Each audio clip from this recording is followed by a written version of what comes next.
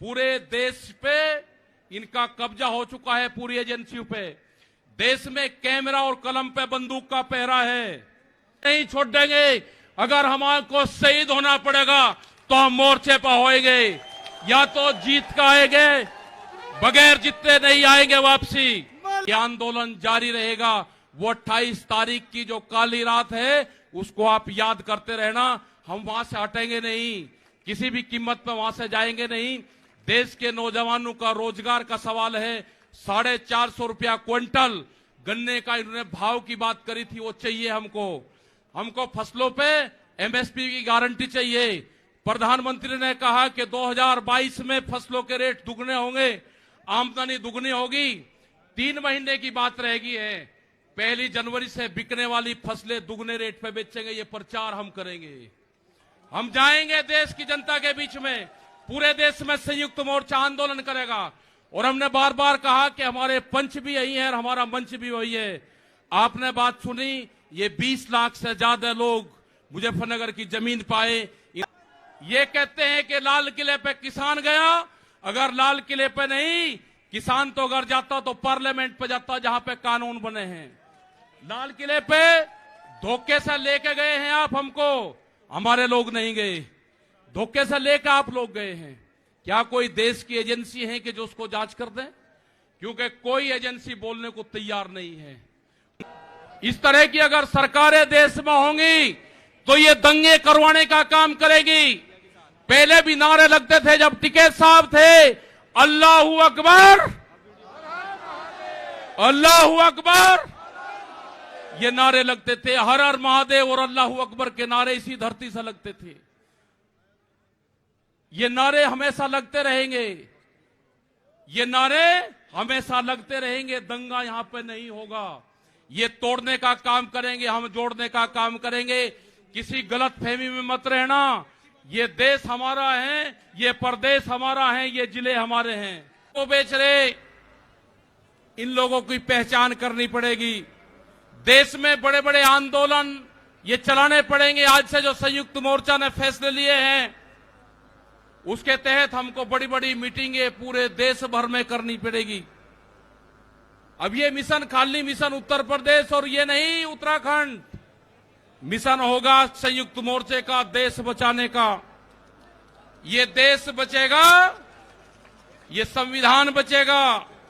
आज लड़ाई उस मुकाम पर आ गई कि देश के जो नौजवान हैं, जो 14 करोड़ लोग जो बेरोजगार हमारे साथी, हमारे बच्चे हुए हैं, ये आंदोलन उनके कंधों पे है। जिस तरह से एक चीज बेची जा रही है, 3 कानून भी उसी का ही एक हिस्सा है। पहला है कि यहां पे रेल और हवाई जहाज और हवाई अड्डे बेचे जाएंगे। किसने परमिशन दी? किसकी ताकत है कि देश की प्रॉपर्टियों को बेचोगे? आपने घोषणा पत्र में नहीं लिखा, देश की जनता को धोखा दिया। धोखा नंबर 1।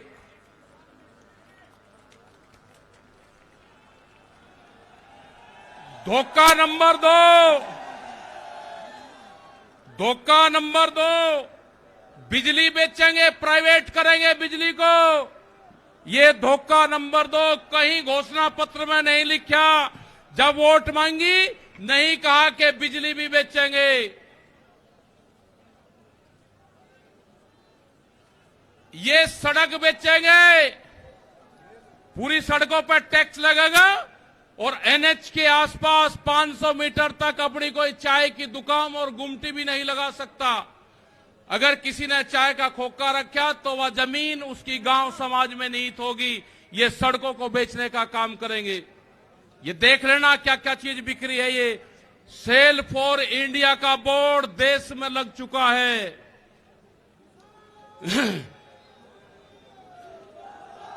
ये है एलआईसी, जो बड़ी कंपनी देश की, बैंक, ये सब बिखरे हैं। इनके खरीदार कोई और नहीं है, खरीदार अडानी और अंबानी हैं। ये बिखरे हैं सब। एफसीआई की जमीन जहां पे हमारा भंडारण होता था, वे पूरी जमीन, पूरे गोदाम अडानी को दे दिए गए हैं। पूरी एफसीआई के जो गोदाम हैं अडानी के कब्जे में हैं, आपके पास में, भारत सरकार के पास में कोई भी गोदाम अब नहीं बचा है। देश के बंदरगाह, पूरा जो समुद्र के तट थे 100-100 किलोमीटर तक एक कंपनी को बेच दिए। वे बंदरगाह भी बिक गए। ये भी आपको जानकारी होनी चाहिए। वहां पे जो मछली पालन किसान हमारा था, जो नमक का किसान हमारा था, खत्म हो गए। बड़े बड़े बंदरगाह वहां पे बिक चुके हैं। ये जल को बेच रहे हैं। जल का पूर्ण रूप से प्राइवेट कंपनियों को नदियां बेची जा रही है। जो नदियां, जो जल हमारी जीवन रेखा होती थी, उनको बेचने का काम पूरे देश में करा जा रहा है।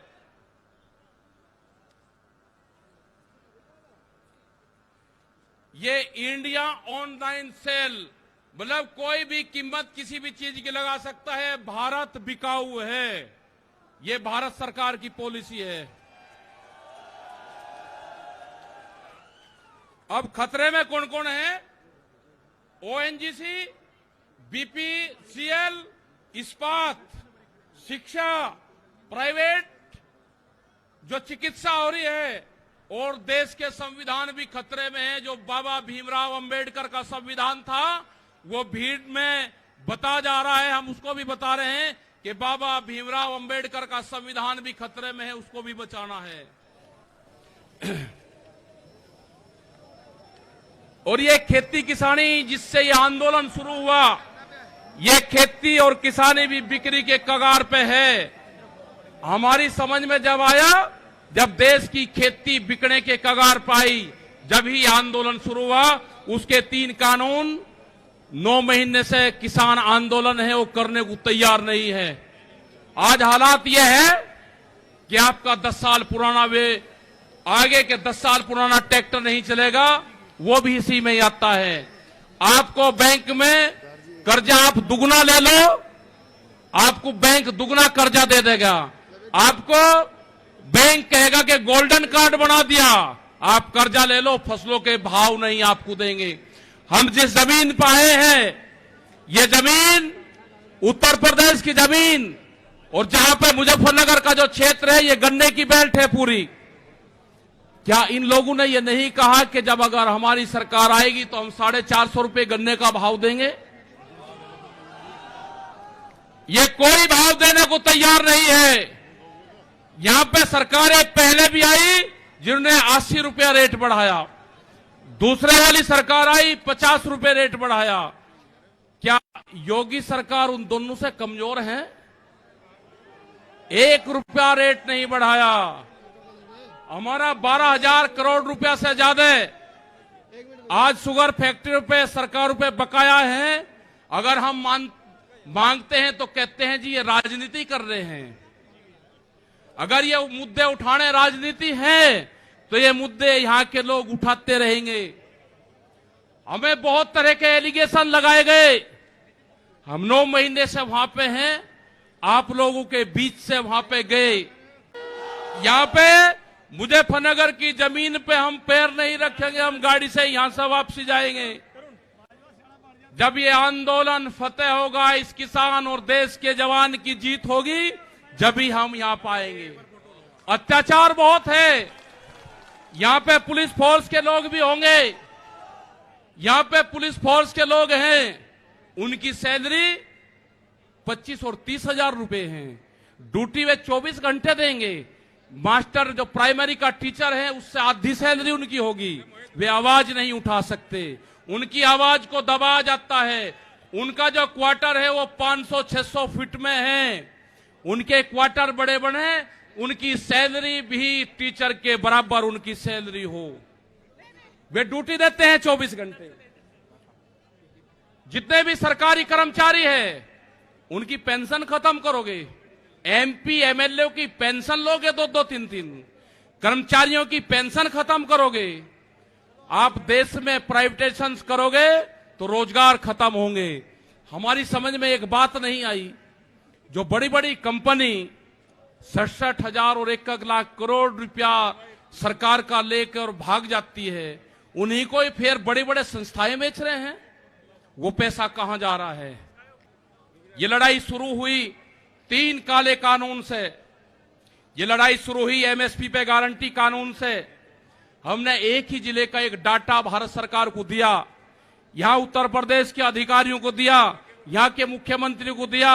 रामपुर जिले में जो मंसूरी धान की खरीद होती है वो बिहार में पैदा होता है, उसको बेच रहा है यहां पे, वो पंजाब जाता है, हरियाणा जाता है। बड़े व्यापारी का धान फसलें एमएसपी पे बिकती है, किसान की 10 से और 15% बिकती है। यह आपको समझना होगा। पूर्ण रूप से फसलों के दाम नहीं तो वोट नहीं, ये नारा लगाना पड़ेगा। फसलों के दाम नहीं तो वोट नहीं। जब तक इस सरकारों को वोट की चोट नहीं दोगे, ये दोनों बाहरी लोग हैं, इनको यहां से जाना होगा। अमित शाह, मोदी और योगी ये चुनाव जीत का है, ये उत्तराखंड से चुनाव जीत के प्रधानमंत्री बने, कोई ऐतराज नहीं। उत्तर प्रदेश की जमीन से जीत के गुजरात में गुंडागर्दी के दम पे आना हो, वहां पे पुलिस स्टेट है, वहां पे जीत के देश प्रधानमंत्री बने, कोई ऐतराज नहीं है। लेकिन उत्तर प्रदेश की जमीन पे ये दंगा करवाने वाले लोग हैं, इनको यहां पे बर्दाश्त यहां की जनता नहीं करेगी। ये मिशन जो संयुक्त मोर्चे का है, ये तय हो चुका है। It's great to see you here. Thank you for watching our work. If you haven't subscribed yet, don't forget to click the bell icon and subscribe to Mojo Story and support independent, robust journalism.